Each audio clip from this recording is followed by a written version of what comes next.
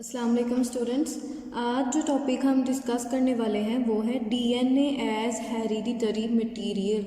यानी जो हम आज हमें ये बात मालूम है कि जितनी भी करैक्टरिस्टिक्स होती हैं, जितनी भी ट्रेड्स होती हैं जो पेरेंट से न्यू जनरेशन में ट्रांसफ़र होती हैं वो जीन्स के थ्रू होती हैं। ठीक है, जीन्स को हम बोलते हैं कि ये यूनिट ऑफ इनहेरिटेंस है और जीन्स जो हैं वो पार्ट ऑफ डीएनए है। लेकिन पहले हमें ये बात मालूम नहीं थी कि ये जो इंफॉर्मेशन है पेरेंट से नेक्स्ट जनरेशन में, एक जनरेशन से दूसरे जनरेशन में ट्रांसफ़र होती है, वो किस चीज़ के थ्रू ट्रांसफ़र होती है। ठीक है, हमें नहीं पता था कि जो हेरिडिटरी मटेरियल है वो कौन है, वो डीएनए है, वो प्रोटीन है, वो आरएनए है, वो कार्बोहाइड्रेट्स हैं। ठीक है, तो इस चीज़ का पता चलाने के लिए कि जो इनहेरिटेंस है वो किस मटेरियल के थ्रू हो रही है, उसके लिए सबसे पहले जो एक्सपेरिमेंट किए थे वो एक्सपेरिमेंट किए थे फ्रेडरिक ग्रिफ्थ ने। ठीक है, एक साइंटिस्ट था फ्रेडरिक ग्रिफ्थ जिसने एक एक्सपेरिमेंट किया, एक तजर्बा किया, जिससे उसने ये फाइंड किया कि ये जो इनहेरिटेंस है वो किस मटेरियल के थ्रू हो रही है।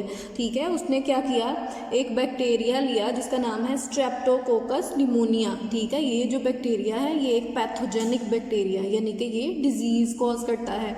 ठीक है, तो ये जो स्ट्रेप्टोकोकस निमोनिया है ये क्या करता है, ये माइस के अंदर ब्लड पॉइजनिंग काज करता है जिसकी वजह से माइस की डेथ हो जाती है। ठीक है, तो बेसिकली ये पैथोजन किसका है, ये माइस का पैथोजन है। ठीक है, यानी कि माइस में ये डिजीज़ कॉज करता है, उसमें ब्लड पॉइजनिंग कर देता है जिसकी वजह से माइस की डेथ हो जाती है। अब ये जो स्ट्रेप्टोकोकस निमोनिया है इसकी हमारे पास दो टाइप्स आ जाती हैं, दो स्ट्रेन्स आ जाती हैं। स्ट्रेन का मतलब होता है टाइप। ठीक है, तो इसकी जो दो टाइप्स हैं इसमें से एक टाइप ऐसी है जो डिजीज़ कॉज करती है माइस में, और एक टाइप ऐसी है जो माइस में डिजीज़ कॉज नहीं करती। ठीक है, इसलिए हम इन दोनों टाइप्स को या स्ट्रेन्स को बोलते हैं, एक स्ट्रेन को बोलते हैं हम एस फॉर्म और दूसरी को हम बोलते हैं आर फॉर्म। ठीक है, यानी कि S form of Streptococcus pneumonia and R form of Streptococcus pneumonia. तो एस फॉर्म को हम एस फॉर्म और आर फॉर्म को हम आर फॉर्म क्यों बोलते हैं, एस फॉर्म को हम इसलिए बोलते हैं क्योंकि ये जो कॉलोनीज बनाते हैं वो स्मूथ कॉलोनीज होती हैं। ठीक है, यानी जब हम इनको ग्रो करवाते हैं लैब में, पेट्री डिश के अंदर हम इनकी कल्चरिंग कराते हैं, जिस तरह से हमने टिश्यू कल्चर में पढ़ा था कि हम क्या कर देते हैं, सारे न्यूट्रिएंट्स प्रोवाइड कर देते हैं जो ग्रोथ के लिए इम्पोर्टेंट होते हैं, जिसकी वजह से जो टिश्यूज़ होते हैं वो ग्रो कर जाते हैं। तो इस तरह से ये जो स्ट्रेप्टोकोकस निमोनिया है इनको भी हम क्या करते हैं, हम ग्रो करवाते हैं, इनको सारे न्यूट्रिएंट्स प्रोवाइड करते हैं जिसकी वजह से ये इनकी जो कॉलोनीज़ हैं वो ग्रो कर जाती हैं। तो जो एस फॉर्म है स्ट्रेप्टोकोकस निमोनिया की वो क्या बनाएगी, स्मूथ कॉलोनीज बनाएगी, और जो आर फॉर्म है वो कैसी कॉलोनीज बनाएगी, वो रफ कॉलोनीज बनाएगी। इसलिए हम इनको बोल देते हैं S form and R form. तो जो एस फॉर्म है स्ट्रेप्टोकोकस निमोनिया की, जो एस फॉर्म है जो स्मूथ कॉलोनीज बनाती है, तो वो एस फॉर्म जो है वो पैथोजेनिक होती है, लेकिन जो आर फॉर्म होती है वो पैथोजेनिक नहीं होती। एस फॉर्म पैथोजेनिक है, वो माइस में डिजीज़ कॉज करती है जिसकी वजह से माइस की डेथ हो जाती है, लेकिन जो आर फॉर्म है वो डिजीज़ कॉज नहीं कर सकती और जो माइस है वो परफेक्टली फाइन यानी कि अलाइव रहता है। ठीक है, तो अब ऐसी क्या रीज़न है कि जो एस फॉर्म है, जो एस फॉर्म है स्ट्रेप्टोकोकस निमोनिया की, वो डिज़ीज़ कॉज करती है लेकिन आर फॉर्म डिज़ीज़ कॉज नहीं करती। ठीक है, तो जो एस फॉर्म है उनके पास होता है एक पॉलीसेकेराइड कोट। ठीक है, ये बैक्टीरिया हम देख रहे हैं स्ट्रेप्टोकोकस निमोनिया, इसके ऊपर हमें एक कोट नज़र आ रहा है ब्लू कलर का। ठीक है, लेकिन जो आर फॉर्म है इसके ऊपर कोई कोट प्रेजेंट नहीं है। ठीक है, तो जो एस फॉर्म थी उनके पास पॉलीसेकेराइड कोट था, लेकिन जो आर फॉर्म थी उसके पास पॉलीसेकेराइड कोट नहीं था, जिससे हमें ये पता चला कि कोट में कोई ना कोई ऐसी चीज़ है जो पॉलीसेकेराइड कोट है जो इनहेरिटेंस कर रही है, मतलब जो डिजीज़ कॉज कर रही है माइस में, इंफॉर्मेशन ट्रांसफ़र कर रही है आगे जाके माइस में। लेकिन जो नॉन पैथोजेनिक है यानी कि आर फॉर्म है, उनके पास वो कोड नहीं है। तो इससे हमें ये पता चला कि कोड में कोई ना कोई ऐसी चीज़ है, ठीक है, जो पैथोजेनिक है, डिजीज़ कॉज करती है माइस में, और जो आर फॉर्म है उसके पास वो कोड नहीं है, इसलिए वो डिजीज़ कॉज नहीं कर सकता। तो इसलिए जो एक्सपेरिमेंट किया गया उसमें हमने क्या किया कि जो एस फॉर्म थी उसको इंजेक्ट किया माइस में, जिसकी वजह से माइस की डेथ हो गई। लेकिन जब आर फॉर्म को इंजेक्ट किया गया माइस में तो माइस की डेथ नहीं हुई, ठीक है। फिर जो थर्ड उसने एक्सपेरिमेंट किया उसमें क्या कर दिया फ्रेडरिक ग्रिफ्थ ने कि एक माइस के अंदर ऐसा एस फॉर्म वाला बैक्टीरिया इंजेक्ट कराया, एंटर कराया, जिसको हमने हीट किल कर दिया है। यानी जो एस फॉर्म जो पैथोजेनिक बैक्टीरिया है, एस फॉर्म वाला बैक्टीरिया है, उसको हमने क्या कर दिया, हीट के थ्रू किल कर दिया। तो अब इस किल्ड बैक्टीरिया को, जो जब अलाइव था तो वो डिजीज़ कॉज करता था, लेकिन उसको हमने क्या कर दिया, हीट के थ्रू किल कर दिया। अब जब हमने उसको हीट के थ्रू किल कर दिया और अब उस किल्ड बैक्टीरिया को हमने माइस के अंदर इंजेक्ट किया, तो क्या अब वो डिजीज़ कॉज कर सकेगा? नहीं कर सकेगा, क्योंकि एक डेड बैक्टीरिया किस तरह से डिजीज़ कॉज कर सकता है, ठीक है। तो जो थर्ड एक्सपेरिमेंट किया उसमें हमने क्या किया, बैक्टीरिया के अंदर ऐसे पैथोजेनिक बैक्टीरिया, एस फॉर्म वाले बैक्टीरियाज इंट्रोड्यूस कराए, जिसको हमने हीट के थ्रू किल कर दिया था। तो उन किल्ड बैक्टीरियाज ने, मरे हुए बैक्टीरियाज ने माइस के अंदर डिजीज़ कॉज नहीं की, ठीक है। अब फोर्थ ग्रुप में उसने क्या किया, फोर्थ एक्सपेरिमेंट में क्या किया, माइस के अंदर एस फॉर्म वाले वो बैक्टीरिया जिनको हमने हीट के थ्रू किल कर दिया था, वो वाले बैक्टीरिया, और आर फॉर्म वाले बैक्टीरिया जो डिजीज़ कॉज नहीं कर सकते, इन दोनों का मिक्सचर हमने इंजेक्ट कराया किसके अंदर। जब मिक्सचर इंट्रोड्यूस कराया माइस के अंदर, वो वाले बैक्टीरियाज, एस फॉर्म वाले बैक्टीरिया जिनको हमने हीट के थ्रू किल कर दिया है, और आर फॉर्म वाले बैक्टीरिया जो डिजीज़ कॉज नहीं कर सकते, तो ओवरऑल ये दोनों बैक्टीरियाज में एबिलिटी नहीं है कि वो नेक्स्ट बैक्टीरिया में माइस में डिजीज़ कॉज कर सकें। लेकिन सरप्राइजिंगली उस माइस की डेथ हो गई जिसमें हमने इन दोनों बैक्टीरियाज का मिक्सचर इंट्रोड्यूस कराया था, इंजेक्ट किया था, ठीक है। तो आखिर ऐसी क्या रीज़न हुई जिसकी वजह से जो माइस है उसकी डेथ हो गई, ठीक है। हमें तो ये पता था कि डिजीज़ कॉज करने के लिए जो एस फॉर्म बैक्टीरिया है उनका अलाइव होना ज़रूरी है, ठीक है, और एस फॉर्म बैक्टीरिया के पास होता है उनका कोड, जिसकी वजह से वो पैथोजेनिसिटी कॉज करते हैं माइस के अंदर। लेकिन जो एस फॉर्म वाले बैक्टीरियाज थे वो डेड थे, और आर फॉर्म वाले बैक्टीरिया तो डिजीज़ कॉज कर ही नहीं सकते। तो किस तरह इन दोनों बैक्टीरियाज के मिक्सचर ने माइस की डेथ कॉज की, ठीक है। तो जब इसको स्टडी किया फ्रेडरिक ग्रिफ्थ ने, तो जब उसने रिसर्च की तो उसको पता चला कि किसी तरीके से ये जो इन्फॉर्मेशन है, जो एस फॉर्म बैक्टीरिया के कोड के अंदर जो भी ऐसी मटेरियल था जो कॉज कर रहा था डिजीज़, वो ट्रांसफ़र हो गया है किसको, आर फॉर्म वाले बैक्टीरियाज को, जिसकी वजह से आर फॉर्म वाले बैक्टीरियाज भी अब डिजीज़ कॉज कर सकते हैं, वो भी पैथोजेनिसिटी कॉज कर सकते हैं। यानी कि वो जो डेड एस फॉर्म बैक्टीरिया थे, डेड एस फॉर्म बैक्टीरिया का जो जेनेटिक मटेरियल है, जो इनहेरिटेंस कॉज कर रहा है मटेरियल, वो मटेरियल ट्रांसफ़र हो गया है किसको, जो किस आर फॉर्म वाले बैक्टीरियाज को, जिसकी वजह से अब आर फॉर्म वाले बैक्टीरियाज के पास भी पैथोजेनिसिटी कॉज करने की एबिलिटी आ गई है, ठीक है। तो ये था फ्रेडरिक ग्रिफ्थ का एक्सपेरिमेंट, जिससे हमें ये पता चला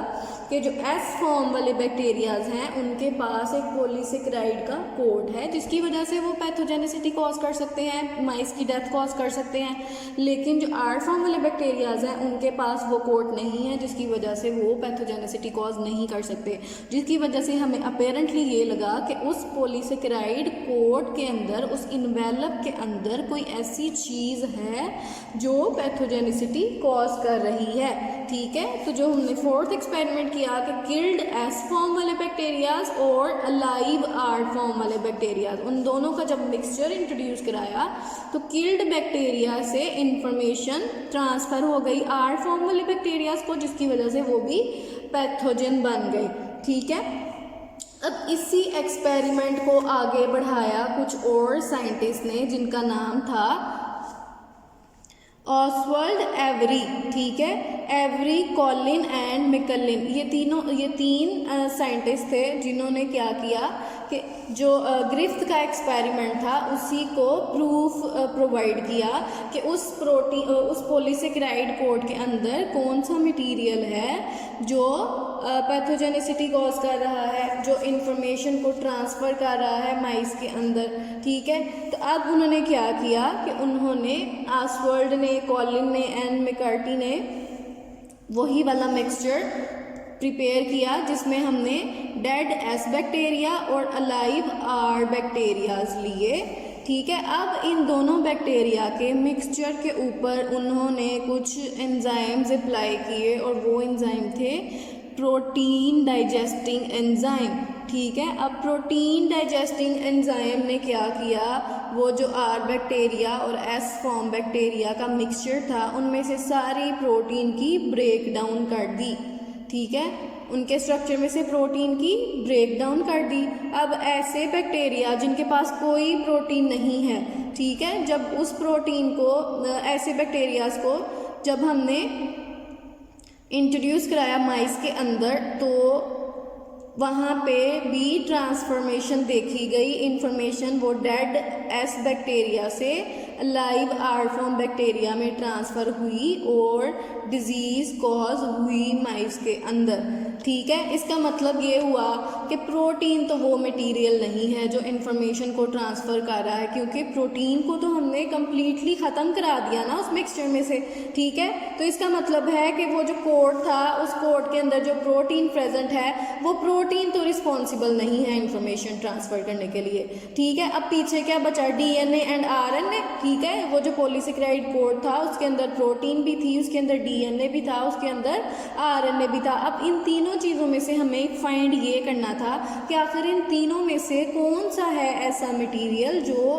पैथोजेनिसिटी कॉज कर रहा है, इंफॉर्मेशन को ट्रांसफ़र कर रहा है, ठीक है। तो प्रोटीन हमने ख़त्म करा दी तो भी ट्रांसफॉर्मेशन हुई, ठीक है, तो भी इंफॉर्मेशन जो डेड एस बैक्टीरिया से आर बैक्टीरिया में ट्रांसफ़र हुई। इसका मतलब है कि प्रोटीन को अब हमने अपने ऑप्शंस में से एक्सक्लूड कर देना है। अब पीछे बचा आरएनए एंड डीएनए। अब इन साइंटिस्ट ने क्या किया कि आरएनए डाइजेस्टिंग एंजाइम यूज़ किए, ऐसे एंजाइम जिन्होंने आरएनए को कम्प्लीटली ख़त्म कर दिया, डाइजेस्ट कर दिया, उनकी ब्रेक डाउन कर दी, ठीक है। अब प्रोटीन भी ख़त्म हो गई, आरएनए भी ख़त्म हो गई। अब जब ऐसे बैक्टीरियाज को इंट्रोड्यूस कराया गया माइस के अंदर तो स्टिल वहाँ पे ट्रांसफॉर्मेशन हुई, इंफॉर्मेशन ट्रांसफ़र हुई, ठीक है, माइस के अंदर और माइस की डेथ हुई, ठीक है।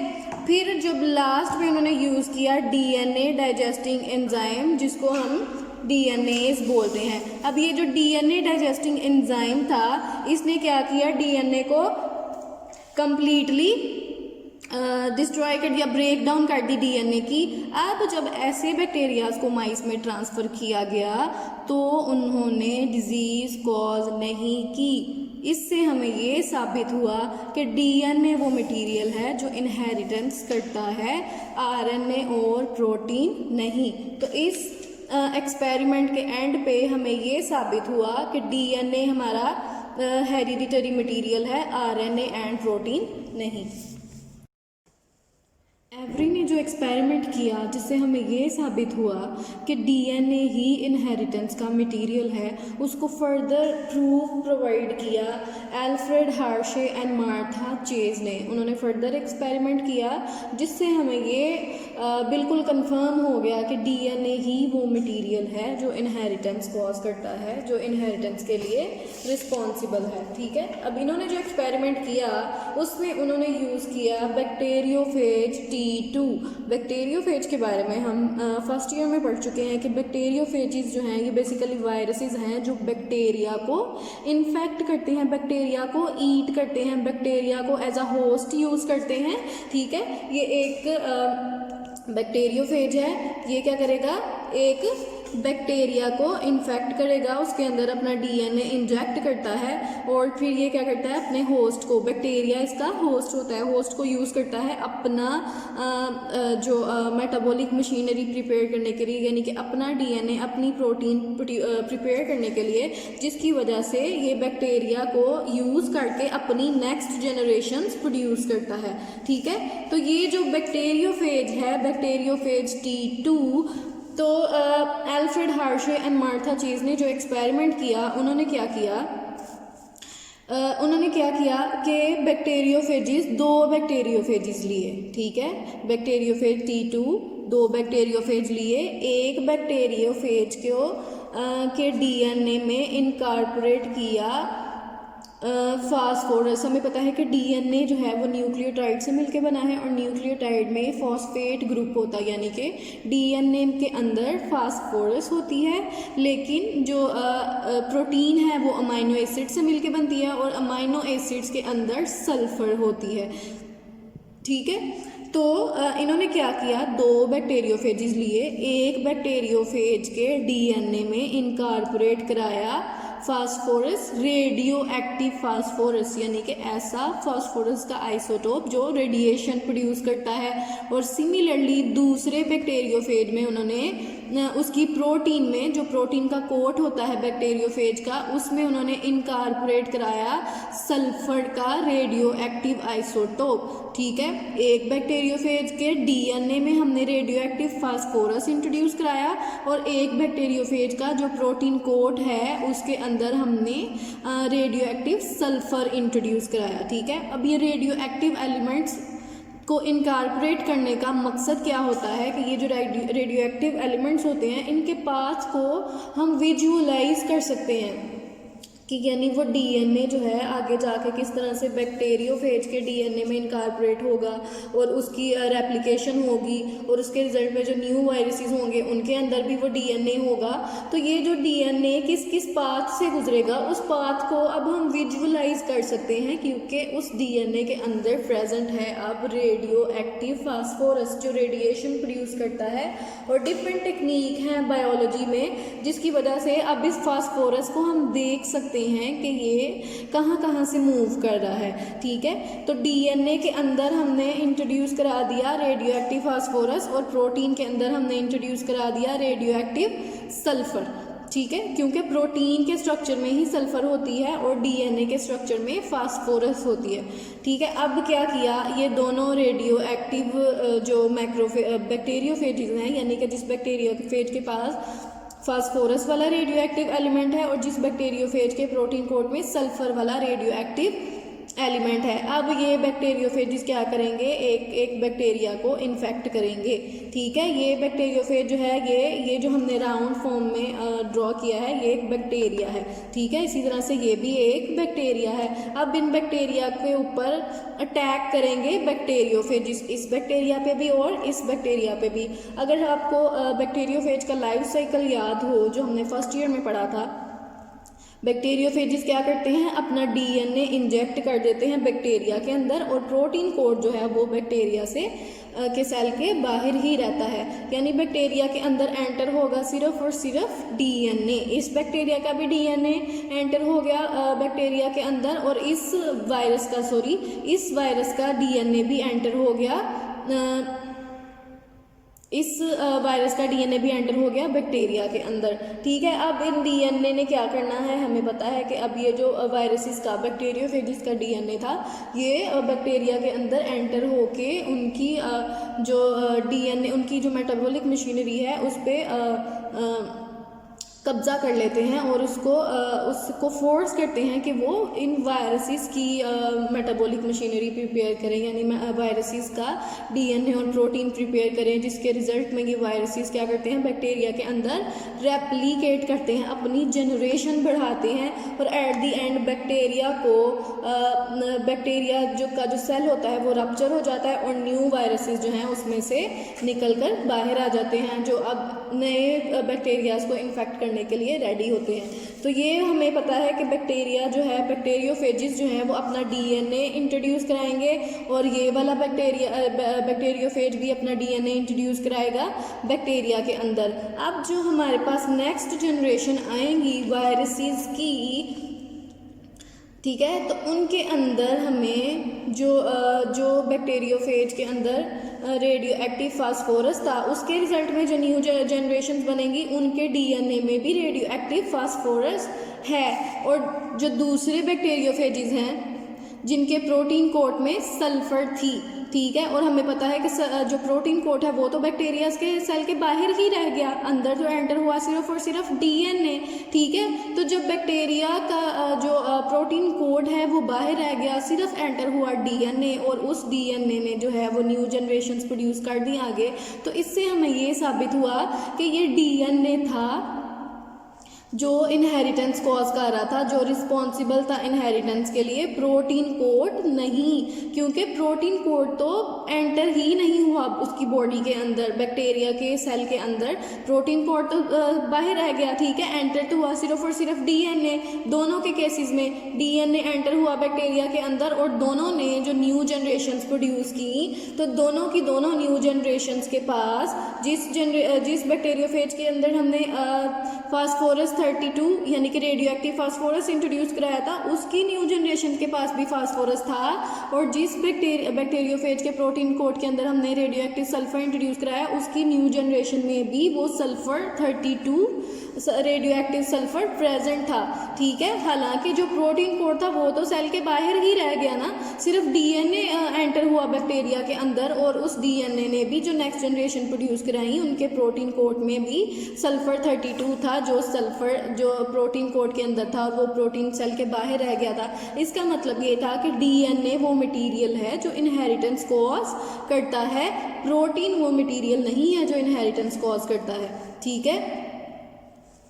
तो अल्फ्रेड हार्शे और मार्था चेस के एक्सपेरिमेंट से फर्दर हमें एवरी के जो एक्सपेरिमेंट से हमें ये पता चला था कि डीएनए ऐसा मटेरियल है इनहेरिटेंस कॉज करता है, उसको फर्दर हमें प्रूफ मिल गया, उसकी फर्दर हमें एक्सप्लेनेशन मिल गई, ठीक है।